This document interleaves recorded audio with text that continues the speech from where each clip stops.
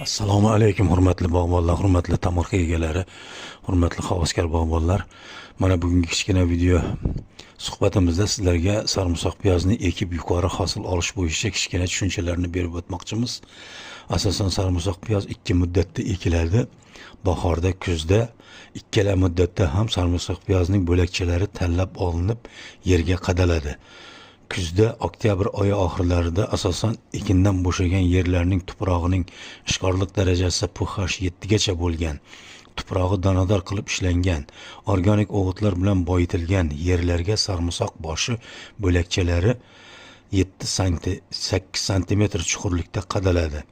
Bunda ekiladigan qator orasi 25-30 sm, qatordagi tuplar orasi esa 8-10 sm bo'lishi kerak.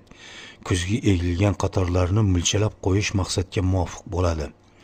Bahorda ekiladigan sarımsak piyoz ham xuddi kuzda ekilgani tartibda ekilib, ekish texnologiyasi ham deyarli bir xil.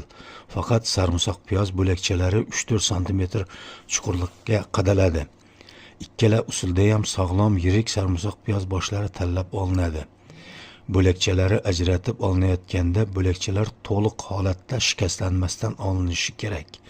Bahorda ekilganda olingan hosilda sarımsak piyoz bo'lakchalari kuzda ekilganga qaraganda nisbatan kichikroq bo'ladi.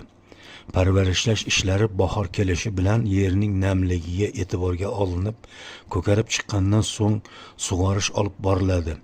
Oziqlantirish asosan biogums bilan olib borilgani maqsadga muvofiq.